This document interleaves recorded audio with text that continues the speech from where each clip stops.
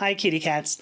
I am Amethysta Herrick, your hostess for the Purplepaw, a weekly discussion from your friends here at the Purplepaw clan, exploring the intersection of identity and gender, sexuality and intimacy, and community and spirituality.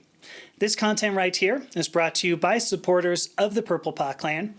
If you're already a supporter, let me first just thank you for your ongoing support. You know pretty dang well that subscribers not only receive new content directly to your email inbox as soon as it publishes, but are also able to interact with every contributor directly, which includes me. And if you don't want to interact with me, I'm not sure I can help you, for what it's worth. So if you would like to support shows just like this one, as well as the other podcasts, videos, and written articles by our contributors, I hope you'll consider subscribing using those links you're going to find down there in the show notes. Well, I am extremely excited to greet my guest today, Christian de la Huerta. Hello, Christian. How are you? Hey, Emmy. I'm doing pretty well. Really happy to be here with you. Thank you. No, it's going to be great. I already know it. So Christian is an author, a TedX speaker, and also a personal transformation coach. Christian's latest book is called Conscious Love, Transforming Our Relationship to Relationships. And that book helps rebuild some unconscious patterns that you've got, that you would need for authentic, empowered, and deeply fulfilling relationships. And I love that aspect of what you do, Christian, thinking about how people relate to each other. I think that's a pretty important point in today's world, as we were mentioning before. I'd like to start off with sort of an origin story. I love that kind of thing. Sure. Can you just tell me, what happened in your life, if it goes back to childhood, whatever, what happened in your life that caused you to focus on power and particularly leadership, at least in Western society? What happened as young Christian? Well, it's really interesting because when you ask me that, when I think about my childhood or my adolescence, like I am such an unlikely person to be speaking about power and empowerment. Right. My adolescence was one long depression. As I struggled with, being gay in a religion. I was raised in a very Catholic environment, in a religion that told me that I was going to burn in hell for eternity. And yet there was this part of me that really wanted to serve the sacred, God as I understood it then. So if we flash back, my first 10 years were in Cuba, in a communist country, where we had this kind of mixed, another kind of ambivalent relationship. There were one of 9 kids. So there was like wanting to be seen kind of thing. And yet our parents were counter-revolutionaries. So they were actually, in the beginning, conspiring with the CIA against the communist regime, against the Castro. Yeah, my mom and my aunt would pick up arms that the CIA would drop off in the sort of beaches and deliver them to safe houses because there was a curfew. And women were allowed to stay out later than men were. A lot of interesting stories, and the kind of push-pull about being seen but not wanting to be seen. And I grew up really shy. I was very shy. I was okay one-on-one, but if you introduced a third human, I totally clammed up. And speaking in public, forget it. That was not going to happen. And yet, I always had the sense of mission. I knew that I had work to do, and that that my mission was to help people. And so I knew I had to get over that. And I did. That's it? You mean No. How did I? No. I mean, so it was a great story. I'm sorry. I didn't mean to. Hey, no worries. I'm curious. Why were women allowed to stay out later than men? I don't pretend like I don't know anything about what was going on there, which should be easy, but they weren't seen as, a threat, I guess, because most of what they thought would be that men late at night would probably be out, conspiring against the government or something. Yeah. Huh. Mm-hmm. That's interesting to think. But it's, I mean, so this early Did all of that dynamic, did that play into kind of, I mean, what effect has that had on like your work now? Like if you were looking, if you think back to what you saw as a child, does that feed into what you've worked on recently? Well, yeah, I Recent mean, at in all? relationship to power, sure, witnessing such outrageous abuses of power that you see in a totalitarian regime, like, yeah. But this is not stuff that I was thinking about. I Yeah. wasn't. I wasn't even thinking about writing a book, much less on a book about power. And yet, I was actually sitting in meditation, and the title came in just like that: "Awakening the Soul of Power." And I'm not one that has messages in meditation, but twice it's happened now, coming out spiritually. It was the first one that I heard audible words in meditation, and then I thought, wow, awakening the soul of power, what does that even mean? But then I started thinking about it, and I started doing a retreat about power with people, and especially with women, because most of us have an ambivalent relationship to power. Part of us wants it, part of us is afraid of it, and no wonder. We've been conditioned to think that power is a bad thing. Power corrupts. Yeah. Absolute Right. power corrupts absolutely. And Right. who wants to be corrupted? So when you put that with all the abuses of power that we've witnessed, both in our personal lives and in the world, what happens is that we end up giving our power away. Our inherent, innate power that nobody can give to us, nobody can take away. We are the only ones who give it away. And to me, the sad part is the reasons, the lame reasons for which we give it away. How many times have we said yes when inside it's a no, and I don't want to do that? Well, I don't agree with Sure. that. Because we're afraid of confrontation, or because we're settling for crumbs of pseudo acceptance or pseudo love, and Right. I find that sad and tragic. It is very I mean, we're both members of the queer community, and I mean, obviously, we do that all the time. We grow up being told that we're wrong. I mean, you had mentioned even that your Catholic upbringing, and it's not for the like our actions. It's not the things that we do that are wrong. It's really just the person we are. I mean, that's what I learned. I don't, I guess I don't want to speak for you, but so yeah, power is a big thing. But at the end of that, like I want to say, like I don't think. Part of me says I didn't choose that. A lot of me says I didn't choose that. Wait, Yeah, that let you me didn't stop. choose what? Well, I didn't choose. I didn't choose that other people would consider me wrong, Oh, right, right, and right, right, right. and Yeah. so to a certain extent, I mean, I accepted their shoot. Now I'm talking myself out of it. Is that what you mean? That I accepted their? Is that how I gave up my own personal power, but by accepting their narrative over mine? Yes. Yes. And whenever we felt judged by them, whenever we Yeah. compared ourselves to the consensus, to the quote unquote normal, Yeah. that was whenever we questioned our inherent worth, period. I think that was giving away our innate power. Yeah. You did mention you worked with women a lot as well, or that you were talking with women a lot at the very least. Obviously, in Western society, women have far less power. That ends up being systemic, though, Yeah. right? I mean, I don't think a woman would choose. Well, some of them do, but I think those are. I'm not talking about them. I don't think most women would choose the position that they're put into. Yeah. I'm Yeah. saying even Western, but think globally. That's exactly the point, and that's why if when I think about what is the one thing that we need to focus on, that we need to change in this world, to me, it's strategic, because when it's the empowerment of women, and Yeah. it's not to put women up on a pedestal, it's not to idealize women. Women also abuse power. Oh, And it's sure. certainly not to give women more crap to do on this planet to clean up the mess that we have created. It's because as a world, as a species, we've been running so off balance between the masculine and the feminine energies that course through all of us, because they course through all of creation. So Right.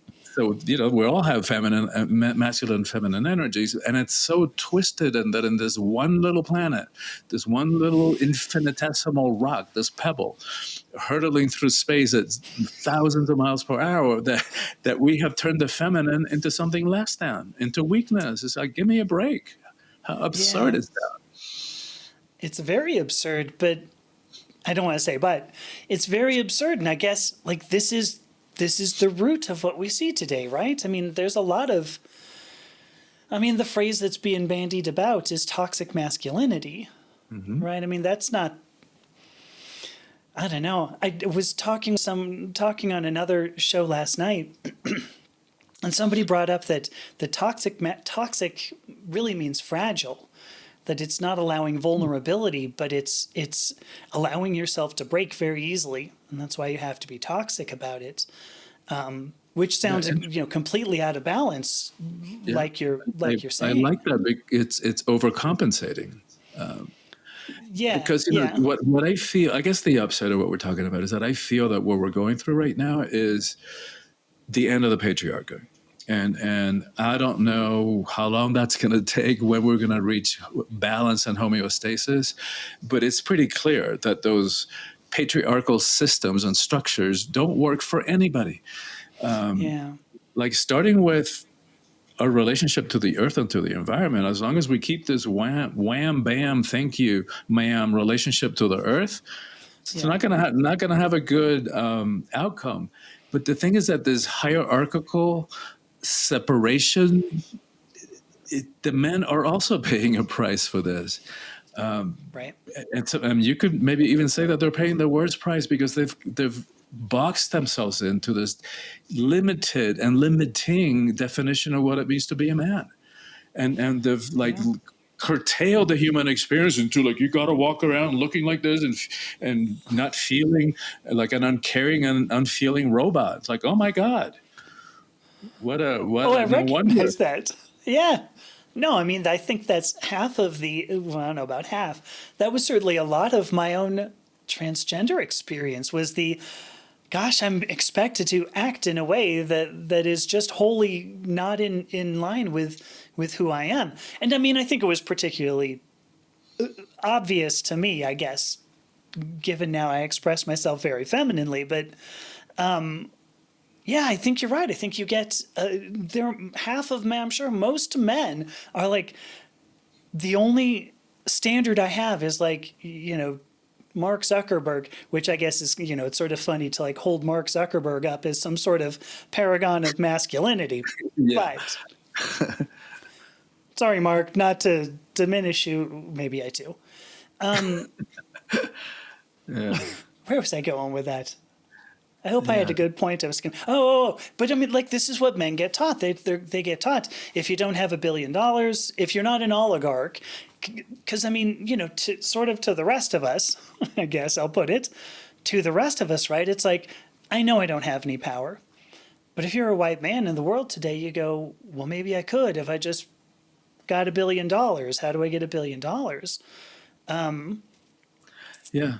And how limited again, how tragic to Yeah, define your manhood, your masculinity, by the size of your paycheck, or anything else. And so no wonder, no wonder that 3/4, 75% of the suicides in the US are committed by middle-aged white men who hold the wait, majority of the really? power. Yes. And Wow. so you would Okay. think that's the group that has it the best, that still holds the majority of the power in this world. And Yeah. yet it's not working for them either. That's amazing. I did not I know know. that statistic. Yeah, Wow. Because I would have expected the opposite, the I exact know. opposite, You would think. that there was a minority. Yeah, You would think. you would, but so all right. I mean, given that, I mean, there is obviously a misunderstanding, I guess, of power and maybe even leadership. Well, let me ask that as a question: Is it a misunderstanding of what power brings? Is it a misunderstanding of what leadership is? Is it a misunderstanding of what our role should be on this planet just as humans? Where does this All of it. begin? Yes, Oh, yes, dang. yes, yes, yes. All of it. Okay. All of it. And it's starting with a misunderstanding about what it means to be human and how we define ourselves. Totally. Yeah. And in separating ourselves from the rest of creation. Right. Ken Wilber, who lives close to you in Boulder, talks about how humanity hasn't always, as far as we know, we're the only species that has a sense of self. That ego, like the human ego, which means in Latin means I. So that sense of separate individual personality identity. This is Christian. That's Amy over there. Both a huge leap in evolution. That's one of the reasons we're so successful, and it's the source of all our suffering, because now Yeah. we can have abandonment issues, we can be depressed, we can have a sense of our own mortality, we can feel rejected, and so it's a mixed blessing. But here's the way we have such a misunderstanding about that word ego and what it means. Here's a simple visual. If you put a baseball in the center of a stadium, that's that Okay. ego. That's that sense of separate identity. Who we are is actually the freaking stadium. And we've allowed this tiny, tiny, tiny part of who we are to think that it is all who we are, and to make really important consequential choices about our lives, about our relationships, from its very small, limited, and always fear-based perspective. Okay. Where does that? So many directions I could go here. So what do we do to provide some context on why I'm stammering like this? I mean, much of the work that I've written, I'm like, listen, you need to look inside and find out who you are. And then when you find out who you are, you need to manifest that, make it real. But I'm talking about the things that really matter to us. It's not the $1 billion or whatever else we were talking, the size of your paycheck. It's who are we really? So I'm stammering about this because I kind of go, well, so what's the fix? I mean, is the fix diminishing the ego? I think you said it. Going within and asking the hard questions. Who am I, and what are we doing here? And Yeah. starting with the more surfacey ones, like what do I like, what don't I like, and why? Right? Yeah. Rather than taking it just for granted because that's the way our parents did and their parents before them. It's like Yeah.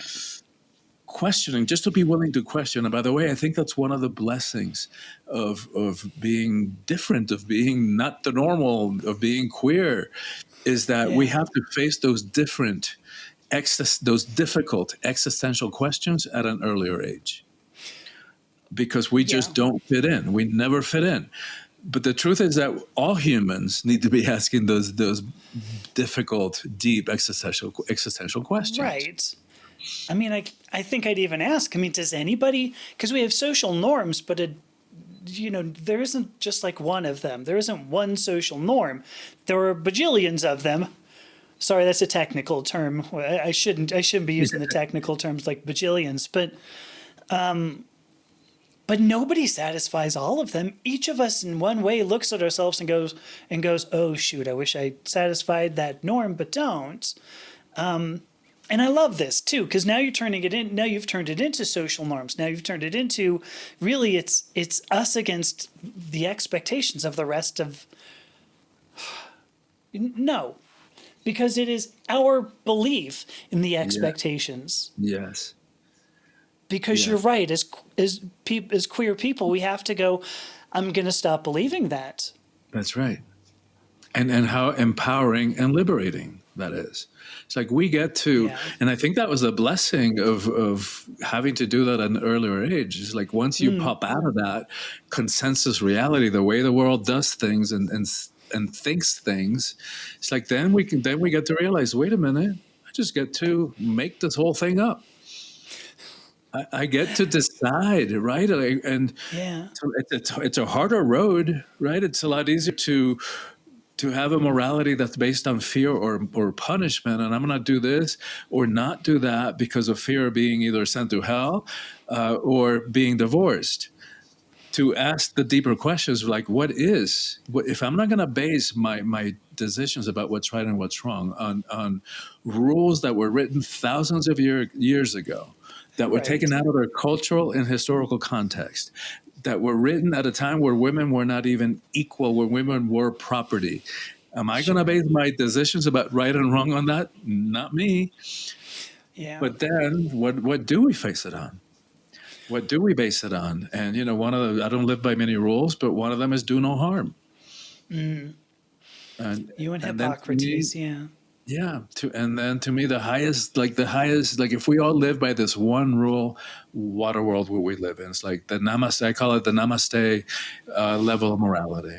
If I can see Yeah. the goodness, the love, the sacredness in you, how can I possibly beat you up or invade your country or rape you or steal from you? Like I'm kind of Right. doing it for myself. Yeah. Oh, right. Oh, I totally agree on that. Yeah.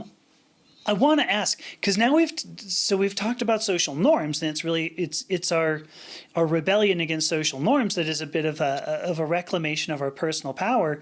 But you had mentioned originally there's a baseball in the middle of the stadium, right? Right. What's the relationship of that baseball to the social norms? How does that fit into all that? The baseball, Well, I mean. that's the realm of the social norms. Yeah, that's where the social Oh, norms live. That's what the world. oh, That's to me. That's what the world considers. That's that reality of the baseball. I Once you see. pop, once we pop out of that, then we get to decide. Hey, we're stepping into a different reality that has certain, like I think even the physics of that reality are different. It's a whole different way of living. Yeah. So let me rephrase something, or the way that it's occurring in my head. That that baseball, then the ego that we tend to live with, the ego that we live with, is not who we are, but rather how we perceive other people see us. Is that the way you Yeah, see it? yeah. The ego does that. The ego plays small and is very defensive, and it's seeking external validation of its worth. It all comes Okay. from that. Yeah. Whenever we find ourselves reacting to something somebody said or did, and then regretting it because that's the inevitable cycle, react, regret, that's all ego.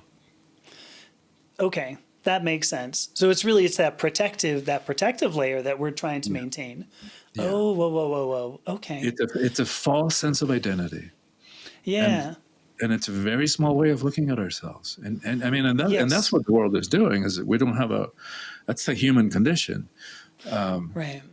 until we pop out of that. And then the big one, another part of the way that the world, I think the biggest one, like in 30 something years of doing this transformational work and helping people see our inherent worth and helping us have glimpses of it and have connection to it and experience of that stadium nature. What the hardest thing I think we get stuck in is the victim card. Poor me, woe is me.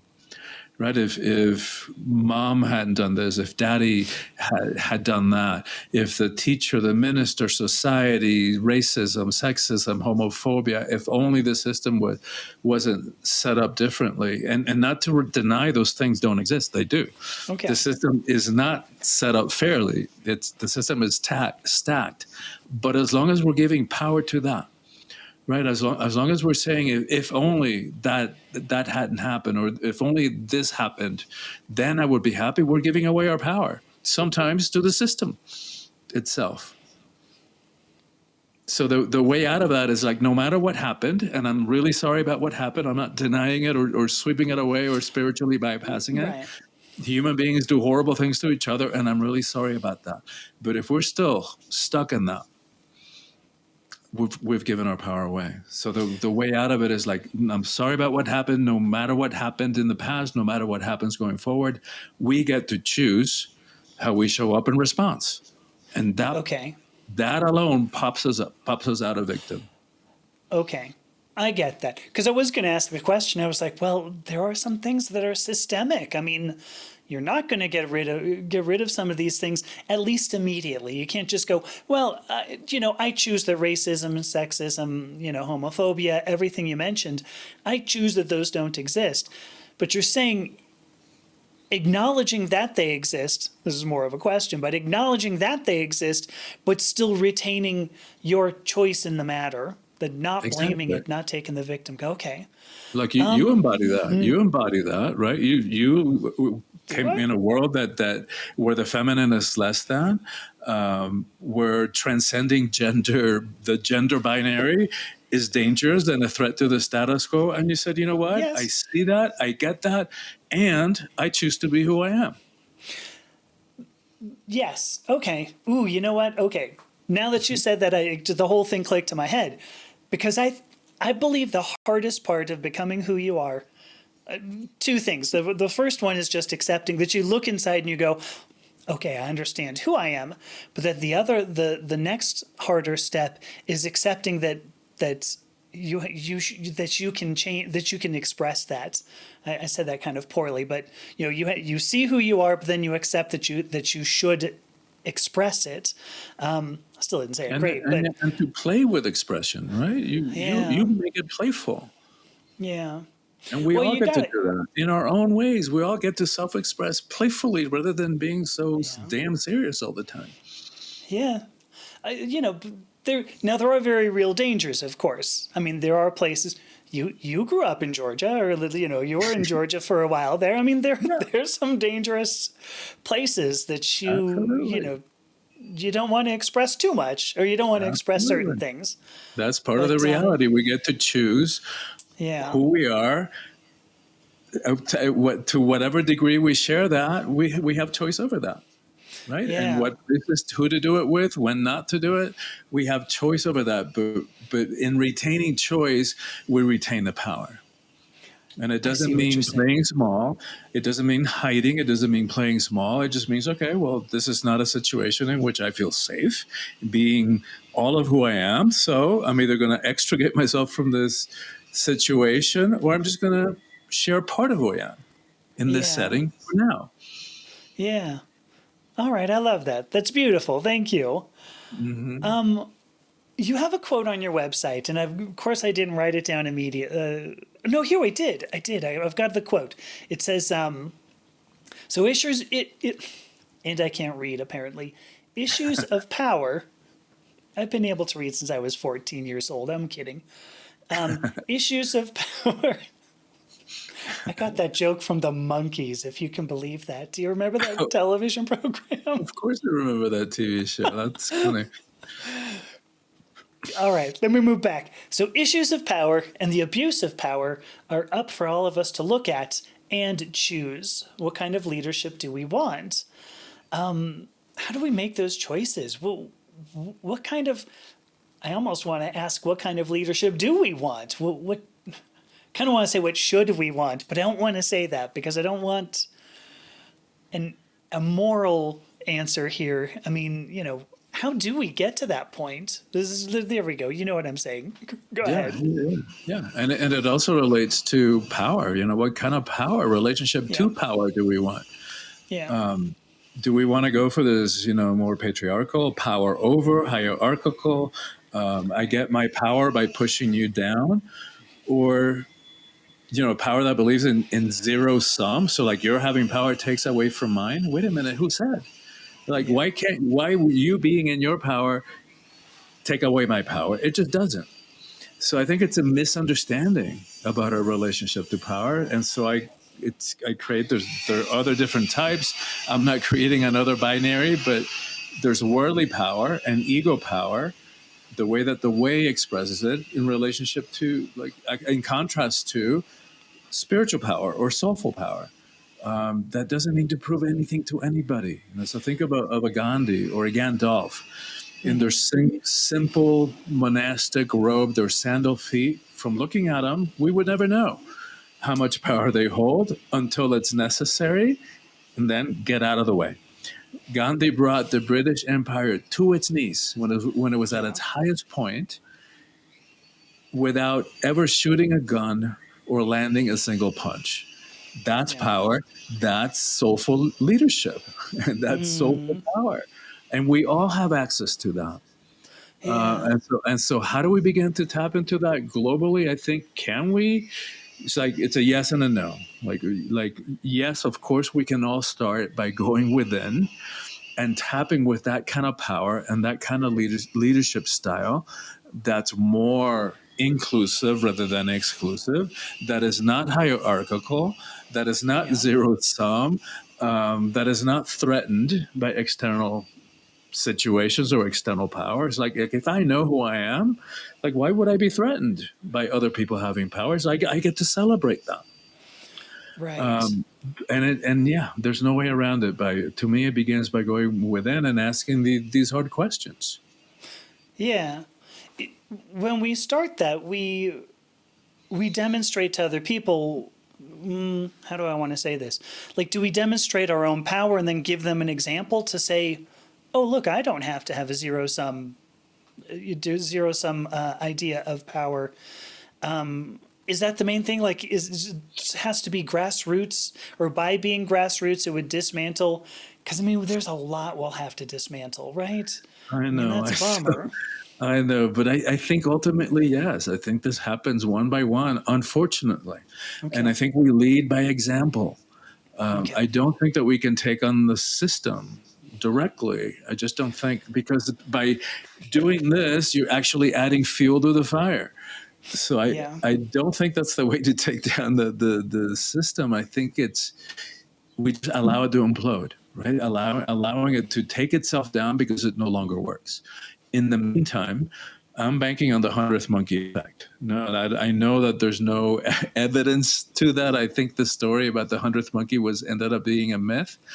But I do believe in critical mass. I still believe in that. And so I think that one on one and to the next, and all of us waking up, and when enough of us realize, like, enough of this crap, enough Yeah. of this hierarchical nonsense, um, enough of turning the feminine into something less than, then I think at some point it just bubbles out. Yeah. I mean, do you obviously the system that's here now would rebel against that in one way or another, right? I mean, do you maybe I don't know. Do you have a like? What do you think would happen if, let's say, half of us, everybody who listens to this podcast, changes what we do? I'm curious what that would do to the system that's around us now. I mean, because there's so much to dismantle. I guess I'll repeat that. But what do you think would happen? Like if even one out of two people, let's say one out of two people, which is a significant amount, but if we changed our relationship to power, what do you think would happen? Well, think of Gandhi again, right? It brought the Yeah. British Empire to its Yeah. knees. Yeah. Well, and so then we will see what rises from the ashes, like the phoenix, like a Yeah. different way, a different system. And I think we're witnessing it happen. Like, I think it is happening already. We just haven't hit critical mass yet. Yeah. I I do believe we're seeing cracks in the foundation, if nothing else. For You know, sure. yeah, I mean, you brought that up earlier. I think we're seeing cracks in the foundation that people are going, was this really the best way for us to do this? Do we want to continue doing this? Yeah, I can only hope Yeah. that's all true. Because, go ahead. Do you have a thought? And I think that especially when men who still hold the majority of the power, when they realize that the system doesn't work for them either, then I think that's when because I think women are still, the power is like way off balance, but women are well on their way. When you think I think and these are like not recent. I think it was like 5-year-old stats when I researched the Power Book. In 40% of heterosexual households, the woman is out earning the man. So the woman is bringing in more money to the household, Wow. which I know, and that's 5 years ago. I know, and more than 50% of college graduates are women or female. So we see that the path forward is kind of obvious. It's obviously going in a certain direction, And I think that's part of what happened in this last election cycle. It's like, some percentage of those men whose identity was all about man being the provider, right? Yeah. So if suddenly I'm not the provider, then whoa, who am I? And so then there's a movement by some percentage of men. No, let's go back to the 50s when gender roles were clear and when women knew Right. their place. And yet, there's no way that cat's going to go back in the bag. There's no way. No, agreed. Although I will tell you, because you even said, "Oh, look, you said you're an example," mentioning you said that I was an example of this. But I will tell you, one of the things that's been so difficult for me during to transition gender has been losing. I guess I would just say losing a lot of recognition. I think it's losing a lot of recognition in the world that I should have some sort of authority. I'm not even going to say power. I'm going to say authority, because I mean, like, here's a story. I mean, I know I've told this on other things, but there was a like, I went to get my oil changed. It's nothing big, right? Get my oil changed. But the guy comes out with the inspection. He goes, "Well, so we were doing the inspection here, and we noticed that your tires, you need some new tires." And then points and goes, "See, that's the tire." And I go, oh, okay. And what do those do? And he's like, "Well, those keep you on the road. You've got traction." And I'm like, traction. Oh, traction. I must have traction. He goes, "Oh, you must." Yeah. But I'm playing it up now. But I'm like, "You're joking me, right? Like, it's a tire." Like, I get what every woman I know has probably bought tires. But I'm like, this is. In some ways, it was very affirming, right? Because I'm like, "Ooh, this person's perceiving me as somebody who would not know what a tire is." But at the same time, like, that's the role. And I kind of go, "God, is this really like is this really what goes on in the world today?" Because that's not even a tremendous, I mean, I guess it's an imbalance of power, or at least a perception. But I'm like, so that's been difficult to me. And I chose this. I still think this is better. I willingly gave up that authority. I don't know. So because I know you also work with like executives, right? Like, you've actually worked with companies and executives to try to rebuild the way this leadership would be structured, or, at least expressed. Can you just tell me more about that? Yeah, I work with the work that I've done in corporations is more about working with teams, communications, removing, developing better relationships that work better in the workplace. I haven't done a lot of the gender power structure thing in the workplace. I think it kind of comes up always, but I haven't been hired to do that. I've been brought in as a consultant to do more communications kind of stuff. Yeah. How does communication fit into that? I mean, I've got an idea, but what part of communication goes bad or goes wrong? Well, I mean, that goes back to the power struggles, right? And leadership styles. So if the leadership style is hierarchical, my way or the highway, that kind of really curtails communication. Yes. Because that's it. It's like, there's what's there to discuss. That's my way. And there's a price to pay for that leadership style in creativity, in imagination, all the kind of stuff. Whereas we know that in a less hierarchical environment where everybody can sit at the round table, rather than this divisive, statusy desk, a lot more creativity, a lot more juice, a lot more success, even defined by traditional standards of the bottom line. Right. And those studies have been done where cities that are more inclusive, where they even LGBTQ issues, where they have more DEI stuff, those companies tend to do better. Really? So it's not go woke, go broke? No, I mean, no. you know that, and I know that, but Yeah, yeah. Yeah, yeah. there was, in relating to that, though, I mean, there's another part of your story that you had, that you worked yourself up into, big salary, big title, had all the cars, maybe not all the cars, but, but you had everything that you would want materially, and yet you didn't feel successful. Why is that? It wasn't. Isn't that success? It wasn't successful. I think it was success defined by how the world defines successful. So definitely successful in that area, but I wasn't fulfilled. I wasn't happy. Ooh, It wasn't enough. Like being sought after professionally, sought after socially. It felt like the more I had, the more that I was sought after, the more that I kept thinking there's got to be more to life than this. There's something missing. And I had completely neglected that was when I was approaching 30. And like many of us, I had thrown the baby out with a baptismal water. I wanted nothing to do with spirituality, or I didn't yeah. know there was a difference at the time between spirituality and religion.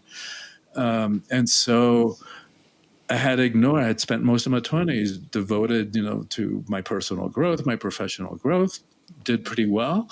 And yet it wasn't enough because I was rejecting a whole part of what to me is being human. So, in the same that it was ludicrous to try to suppress, run away from my sexuality as I had done as a teenager, it was equally ludicrous to repress, suppress, run away from this whole other part of being human, which was my deeper spiritual nature. And so I for me, it was see. became a part of just reclaiming all these parts of my rejected humanity. Yeah. Hmm. I think this is going to be the answer to I think you just answered my question, but because you've brought up love, especially in the most recent book, Conscious Love, right? Where does love fit into this? How does love fit into this? What You're does like, love have to do with it? yeah, thank you, Tina, but if you could just Yeah, answer the question. I mean, we've been told by songwriters and poets that love is what makes the world go around, and in a way, it's Right. true. We could say that we are love, that we share its nature, its essence. When we're coming from the stadium nature, not the little baseball perspective. But yet, then that begs the question: what is love? And I don't know that we'll ever answer that. Okay. But here's the thing. Here's a helpful look at it, and this is from Scott Peck and The Road Less Traveled. We Okay. confuse the feeling of love with the actual work and act and art of loving. And so, because we can't always go by the feeling, right? Think of disciplining a child, right? No, you can't have more sugar, or no, you can't run into that busy highway. That doesn't feel good. Telling a child no, it doesn't feel good, but it's an act of love, right? We're Sure. doing something for their own good, even though it doesn't feel good.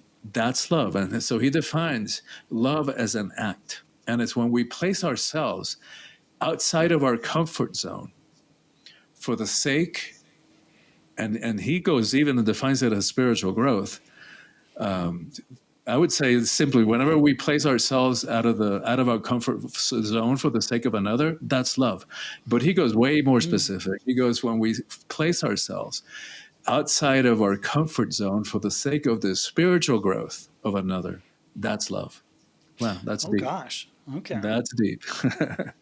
Yeah. Yeah. Well, because when you brought up where parents doing things for their children's own good, I was going to say you've been in this community. That's all. Every single one of our parents said, please don't be like that. Okay. I'm just doing this for your own good. It's going to be a bummer if you go out into the world and the world chews you up.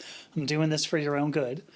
Every single one of us heard Right. this is going to hurt me more than it's going to hurt you, and went, I don't think that's true. I don't think Right. that's true.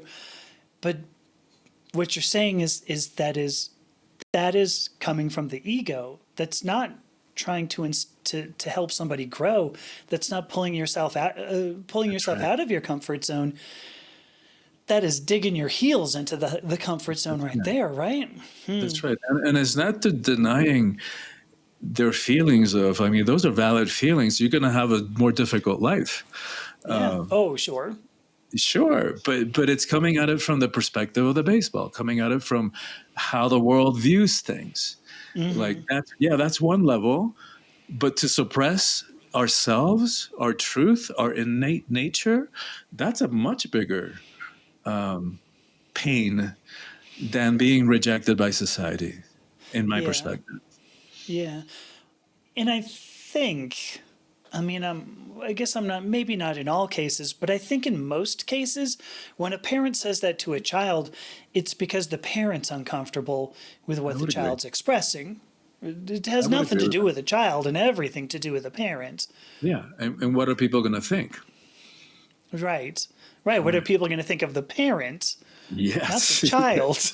Yes. Somebody goes, "Wow, you have a kid who's gay. You have a kid who's transgender. What did you do wrong?"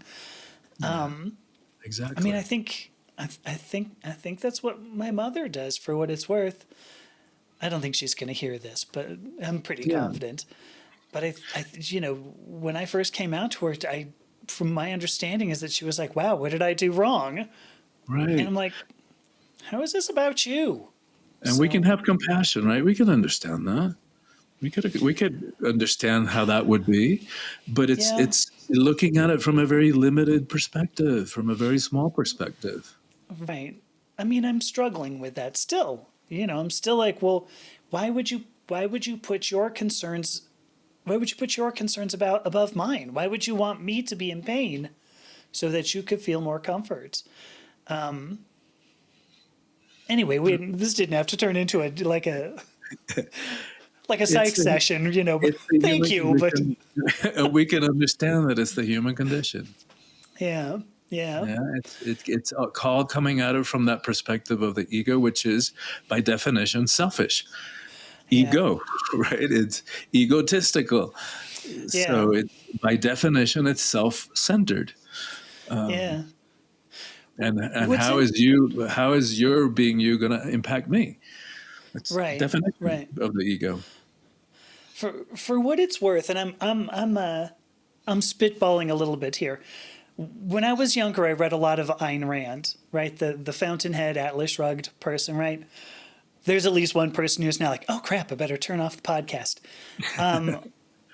Her definition of selfishness was, I believe what you're trying to say, not not being concerned with the social definitions of things and seeing yourself in a more holistic way. And I don't know, maybe at this point, Ayn Rand, if she were alive, would be like, oh, I better turn off this podcast. It's a foolish way of putting that. But I think it is kind of what we're talking about, that what you and I have spoken about, looking within and then expressing that in a way that is consistent, with having everybody do this. And that the selfishness comes in when you want to suppress another person's self. Wait, sorry. The problem comes in when you're trying to suppress somebody else's self. So I think in her definition, selfishness would appear selfless in that we're expecting everybody else to do the same as we are, which is to express who they are. I hope that came out well. Did that make any sense whatsoever? I think so. I think so. Okay. Yeah. Because you used the word selfish, and I'm curious if we I don't think using selfish was a bad way to put this, because I think we all see that as putting your needs above somebody else's. And I would also say that when we are trying to develop who we are, we have no choice but to do that. We do Yeah. have And to trust who we are. yeah. And beyond the needs, right? It's putting our perceptions, our beliefs above, valuing them above other people's. Yeah, yeah. And so I guess thank you. So now you've helped me formulate the question. So is that a different is that a different kind of selfishness? Is that self-love? How does that work? I'm sorry to give you this question, but it's a question I don't know how to answer that. I think it's a both and, right? I don't think it's a binary answer. Okay. I think we both have to, and to me, it's an imperative, right? To give expression to that unique human potential that lies inside each one of us. There isn't anybody in this universe or any other universe who has the same genetics, the same dreams, the same beliefs, the same experiences, Right. the same preferences. If we don't give expression to that, ain't nobody else going to do it. So it's Yeah. both and at the same time, honoring your right to do that. Beautifully Right. said. Right. It's So not well. just because I get to express that doesn't mean it's that way or a better way even. It's like, Yeah. yeah, I get to express mine without judging yours. It's like, okay, I can do that. Right. Oh, I think all of us, not all of us, I think most of us, the problem is that most of us are fine with the first half of it. I'm going to Right. honor everything about myself, or as much as I can about myself, but I'm not going to honor yours. Sorry, you're Right. not allowed to do this. So, Right. And we think our way is the way, the better way. And yeah, yeah. it may be, but we don't get to decide that for somebody else. No, no, certainly not. And I guess so that ends up turning into the love that you had mentioned, where when we do see somebody who's trying to express themselves, to go out of our comfort zones in order for, if we want to go the full 9 yards for their spiritual growth. Right. Right. Thank you That so is much for love. all this. That is Wow. love, right? Even when I don't see things the same way, even when I don't agree with you, Yeah. even when I can't even begin to understand where you're coming from, I still respect you and I still love you. And you have a right to do that, to be that way and to have whatever beliefs and questions you have with healthy boundaries. Right? Sure.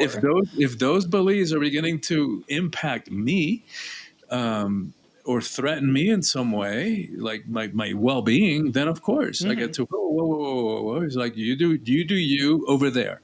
I'm gonna do me over here. Right. Right. Oh gosh, if only the world was like that. If only the world. I mean, I'd love to think that that was supposed to be the meaning of, you know, unalienable rights, the rights to life, liberty, and the pursuit of happiness. I'd like to think that's what it meant, I would agree. but I would well, that's agree. not that. Certainly not how it's been implemented, I Yeah. suppose. No. You don't No. have to look very far to see that's not true. And we So have to remember that at that time only men had the right to do that. it's true. Yeah, well, I mean, yeah, these people were coming from England, where certainly women were, well, property, as you put it. So, But we're growing. gosh, We're all evolving. We're all, sometimes it feels like two steps forward and one step back. But I think, like Dr. King said, the arc of justice inevitably bends toward justice. yes. Ooh, thank you for bringing that quote up. Because, yeah, I think we're all kind of looking around today and going, is this evolution or is this devolution? Because Sometimes it's like WTF. every single day, we're looking around and going, what? What did who say what? Oh, boy. Yeah, yeah. So I'm looking at the time and I'm really disappointed because we're running low on it. Let me first just say you are an absolute delight. I have loved this conversation and you've given me some amazing insights that I'm going to have to write about in my journal, like when we're finished. And you know that you and I could go for another 2-3 hours and not run out of stuff to talk about. You know what? Yeah. Because we more or less touched on the questions that I wanted to ask, but at the end of it, it's sort of like we could have done like an hour on every single one. But Yeah. but I know that there are people who are going to want to engage with you further. And can you tell us how are people going to find you on the internet? How do people engage with you more fully? The best way is my website. soulfulpower.com, soulfulpower.com. From there, they can email me directly, and I'm good about getting back to them, or they can just access my social media. You've got a few, yeah. So other social. So I've got 4 social media. Do Facebook, Instagram, YouTube, and LinkedIn. Are you active on most of those or any of them? Does it make a difference to you? It's an ongoing challenge for me to be active on social media, Yeah. but I do pay attention. Probably the one that I check the most regularly is probably Facebook. Okay. Yeah. It's hard. I mean, social media is so filled with messages that run counter to what you've spoken about today. Oh my God, yeah. I do it because it's part of my work. It's part of my mission. Yeah. That's how we reach each other in this reality, this world of ours. So I know that if I want to impact that, that 100th monkey effect, Yeah. I've got to reach out and overcome my resistance to social media, and I've got to do it. Right. Mm-hmm. Yeah, it's tough. There's so much distress, so much, what's the word I'm looking for? Disillusionment. There's so much disillusionment on social media. Here's a quick story, if you don't mind. No, please. At some point, I was talking to a psychologist of mine, and this was many years ago, like running on 10 years ago.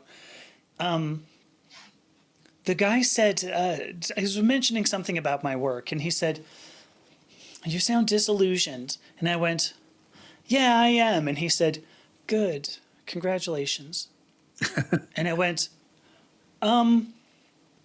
I don't think we're using these words in the same way. Like, I'm disappointed. And he goes, "Yeah, disappointed is different from disillusioned. Disillusion means that you've dropped the illusions of what you were looking at. You had expectations for whatever it is. You had some expectation, and it didn't come true, which your expectation was an illusion. So congratulations for getting through that." I love that, by the way. That's a beautiful way to look at it. I know. I've used that now for a decade, going, "Oh, that's like disillusionment." And people go, "I know, doesn't it suck?" And I'm like, no, because think about what just happened. And I think what your work is doing is helping us look around and see, oh, everything that we believed was an illusion. And so that sense of disillusionment is good, healthy. Let me say healthy. It's a first step. It's a necessary first step. Yeah. Because once we let go of the illusion, then we have something to work with. Right. Then You're can right. start. Like, if I'm not that, then who am I? And and letting the journey be part of the process rather than being so destination focused and obsessed with. Right. That's a good point. Yeah, we can't go anywhere until we drop the illusion. Yeah. That's a great point. Thank you so much. And also to your point about social media, is like, it's ironic because in some ways we're more hyper connected than ever, and yet, how many, like, it breaks my heart to see my nieces and my nephews like with their face in the screen. So it's causing separation. Mm-hmm. It's kind of an ironic mind F. Yeah, I don't know. yeah, it I don't is. know if I'm allowed to use the F bomb. Absolutely. There is no substitute, like, for mindfuck. There is no substitute for that. Mind screw doesn't capture it. It doesn't. You know what though? What you might do is point them to podcasts that you're on. Right? They can if they're going to have their face in the phone, at least have them watching content. You go. There you go. Right? There you go. I'd love to do that with my kid, but I think my kid would be like, "Yeah, I'm not watching your stuff. Come on, what are you talking about? I've got memes with cats in it." Yeah. For now, at some point, they will. Presumably. Let's hope so. All right. Oh, I so don't want to stop this. You know what's going to happen though, because we're going to end up. I'm sure we're going to talk for like another I'll try to be respectful, but so I want to say again, thank you so much. You have brought a tremendous amount of insight to the show, and I just wanted to thank you for everything that you do, the books that you've written, the work that you're doing. I think it's very, very important work. And so I just want to express my gratitude to you, on behalf of as many people as I can. It's good work. Thank you. And thank you. By the way, I received that and I'm touched by that. And thank you for doing what you do and for being who you are. Just by being who you are and being willing to be different, you're changing the world. And then on top of that, you're like reaching a lot of people because of the work that you do and because of this podcast. So thank you. You're getting us closer to that 100th monkey effect. I think we're right now at about 67 or 68 monkeys, so we've got a little bit more to go. Oh crap! I thought, yeah, you think? We're coming close. Oh, come on, look around. I think 68, I think maybe 60, 68 or so. Maybe we might have hit 70. I don't know. It might be generous when you look at the overall 8 billion humans. Right. You know, all I know is like one foot in front of the other, one breath in front of the other. Yes. Just keep moving forward. Just keep moving swimming forward. All right. Well, let me go ahead and do my little shutdown here. All right. I always love to pull something that I hear when we're talking and use that as part of the ending here. So I'm not going to tell you what it is. We'll get there, but I did that because you made this one point. You know what? Let me just do the shutdown. Sorry, I do these kinds of things. I'm going to over-explain what I'm going to do. I'm still doing it. Cut it out. All right, here we go. Ending. My name is Amethysta Herrick. I've been speaking with Christian de la Huerta on the Purplepaw, where we spoke about spirituality, love, power, and leadership. And as Christian put it, feeling fulfilled, how feeling fulfilled is different from feeling successful. So thank you again.